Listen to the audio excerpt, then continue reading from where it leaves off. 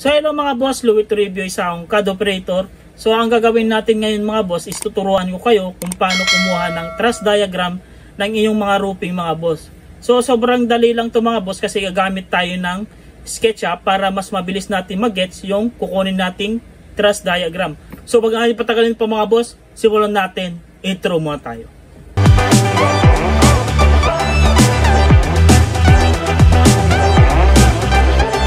Natin mga boss, ito pala yung ginawa natin na floor plan nung mga last video natin. Tapos kinuha natin yung roof plan nito, tapos gumawa tayo ng mga elevation nya. So ang gagawin naman natin is kukunin natin yung truss diagram nitong roofing na to.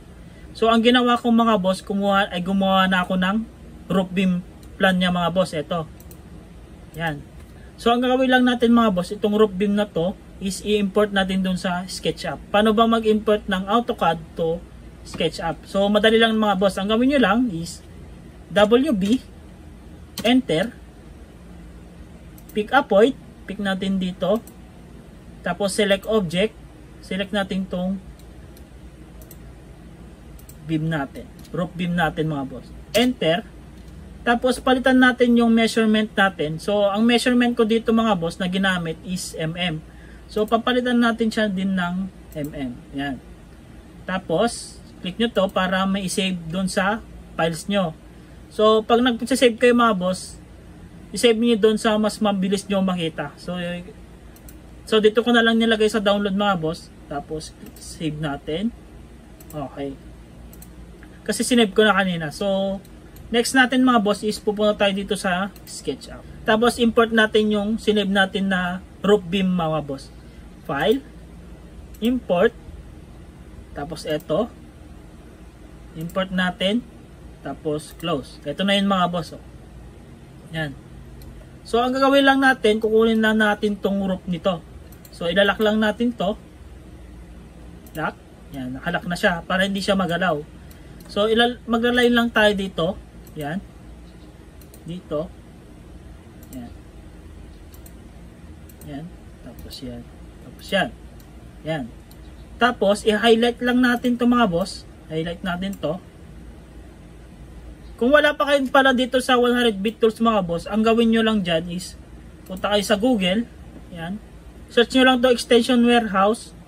Tapos, i-search nyo dito yung 100-bit tools. Magpapakita na to. Tapos, i-download nyo na. Tapos, meron na kayo itong ganito. Import nyo lang dito. Tapos, meron na kayong plug-in na 100-bit tools. Yan. So, next natin is highlight lang natin itong mga boss. Yan. Tapos, pindot lang natin itong automatic create heap roof. Yan. Tapos, ang nilagay ko is 28. Tapos, 100 yung offset nya. Click natin yan. Ito na siya mga boss. Yan. So, i-edit lang natin to kasi dito sa AutoCAD natin mga boss, hindi siya naka-slope, parang diretso siya. Ayan. Nakita nyo, diretso siya. So, ito kasi sa SketchUp natin mga boss is naka-slope siya na ganito. So, ang gagawin nyo lang dyan is double click lang natin to. Ayan. Double click lang natin hanggang makikita nyo na-edit na siya. May mga tuldok-tuldok na. Pwede na siyang i-edit. So, click natin tong line natin mga boss. I-extend lang natin dito. Ayan. Kunin natin yung midpoint. Ayan. Tapos, yan. Erase natin itong mga line na to. Yan. So, magiging ganito na yung roof natin. Yan. Tapos, double click lang natin ulit. Delete natin yan. Hindi natin kailangan. Tapos, ito. Delete natin yan. Yan. Yan. Tapos move lang natin ng konti dito. Yan. So ito yung nasa baba mga boss, ito. Yan. I-group nyo lang to.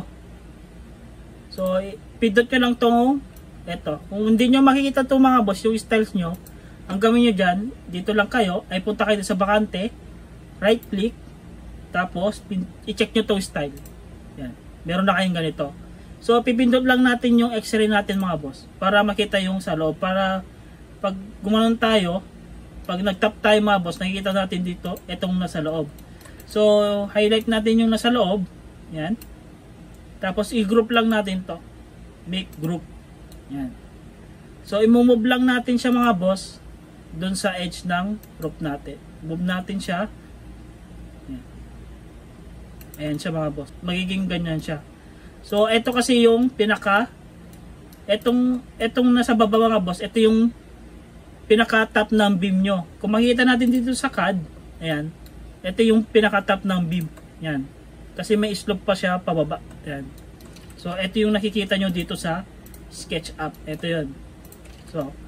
So yan mga boss, nakuha na natin yung group natin.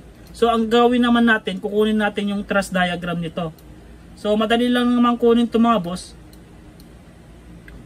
Unahin natin itong sa may harap. Ito. Yan.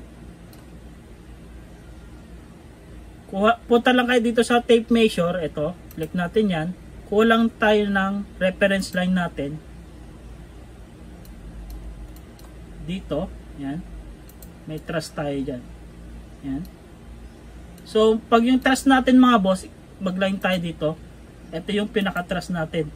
Yan. Yan. Tapos yan.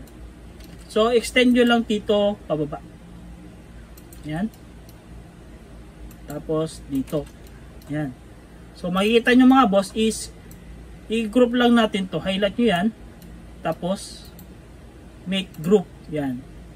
Para pag minove natin or kinopy, ganito na yung truss natin na isa. Yan. Nakikita nyo. Yan. So next naman natin, kukunin natin to. Yan. Pababa. Yan. Kukunin natin to dito. Tapos ibababa natin siya dito. Makikita nyo may unpaste in group, sabi niya. Pag nakaganyan niya, okay yan. Tapos ilalagay natin siya dito. Yan. Tapos i-move natin siya pababa. Yan. So i-group lang natin to. Or depende sa inyo kung mamaya na kayo mag-group. Pero ako kasi ginugroup ko na siya para mas madali na mamaya. So i-move lang natin. Copy natin. Ito na yung group nating isa. Yan. So, ang next natin gagawin, i-connect lang natin dito. Yan. Magka-connect yan dito. Yan. By taas. Yan. Yan. Tapos, ito, kunin natin dito. So, pa-slope siya dito pababa. Yan. Yan. Tapos paglalagay pa tayo dito ng isa. Yan.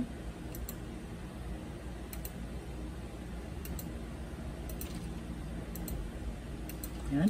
Tapos kunin na natin dito. Meron pa siya dito. Yan. So, eto kasi pababa na siya dito. Kukonect na siya dito yung isa, yung slope niya. Yan.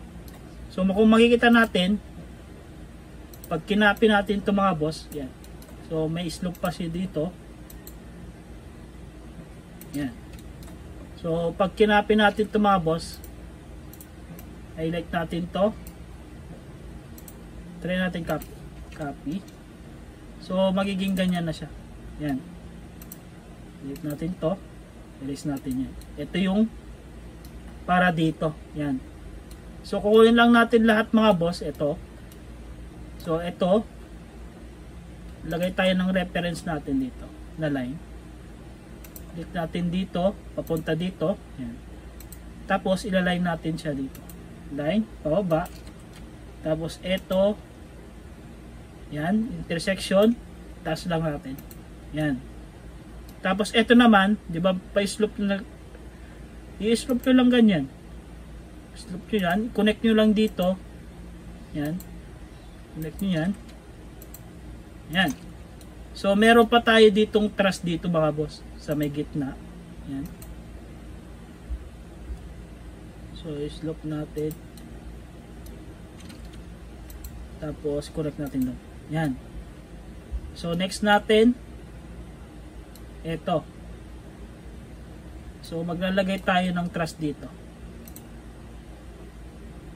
So, ilagay natin ulit dito. Lagyan natin dito. Yan. So, pag ganun siya ulit. So, light. Dito. Yan. Yan. Tapos, dyan. So, ito, i-connect na natin to. Yan. Connect natin yan. Dyan. So, maglalagay pa tayo dito. Yan.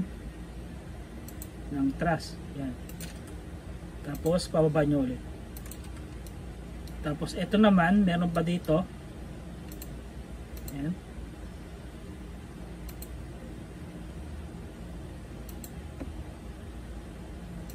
Yan. Tapos, pababa.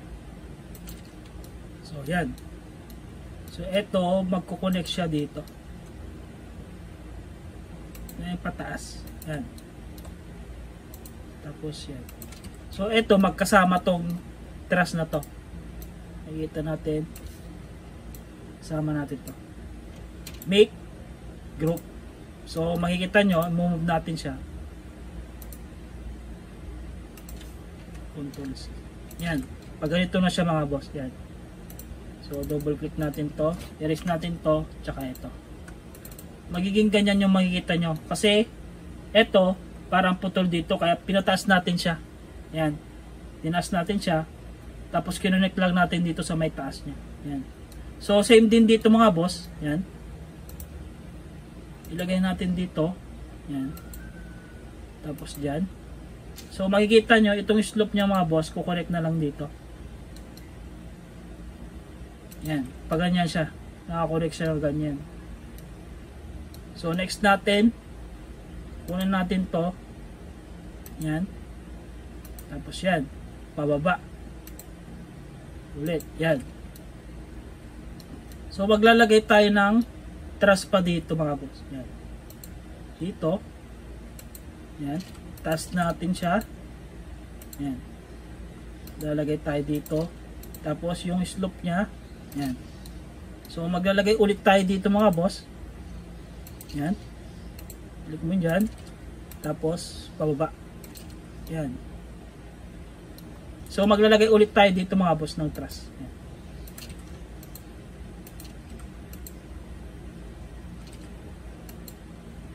Yan. Tapos, dito. Yan.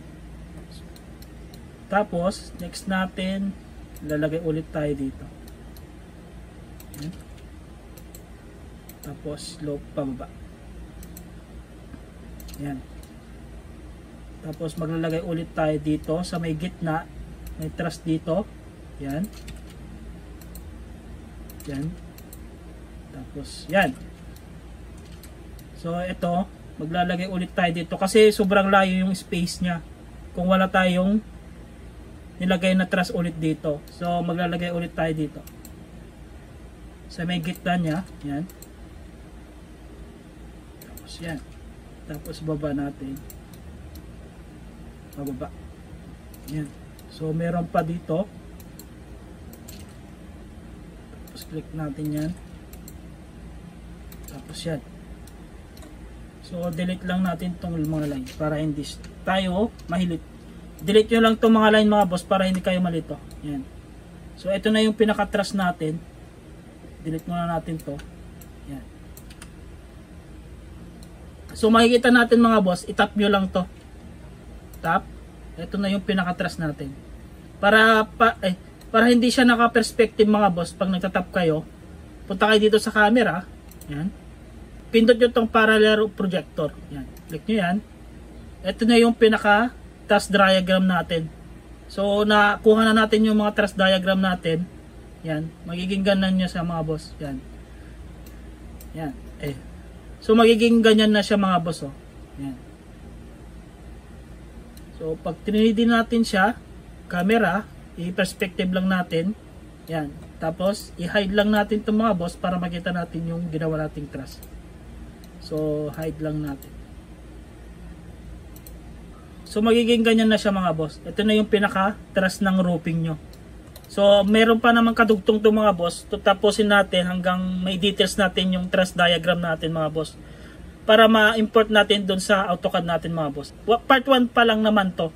Pinakita ko lang sa inyo kung paano natin kukunin yung truss diagram. Madami pa to mga boss. Siguro, eto mga boss, hanggang part 3 tayo dito sa truss diagram mga boss. So matagal kasing oras mga boss eh. So ayan siya mga boss, nakuha natin yung truss diagram natin. So pag tinap natin siya, tapos camera, parallel, yan, ito na siya mga boss, yan. So pwede nyo itong i-copy dun sa AutoCAD nyo. Delete lang natin to, unlock, tapos delete. So ito, camera, tapos i-parallel nyo lang, yan, tap natin siya, yan, delete natin to. Ito lang kukunin natin. Ang gawin nyo dyan para ma-import nyo dun sa AutoCAD yung mga boss is file,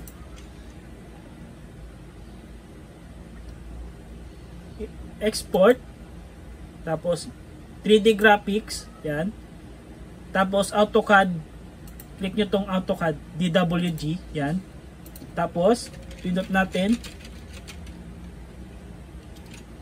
plan mo rope framing plan,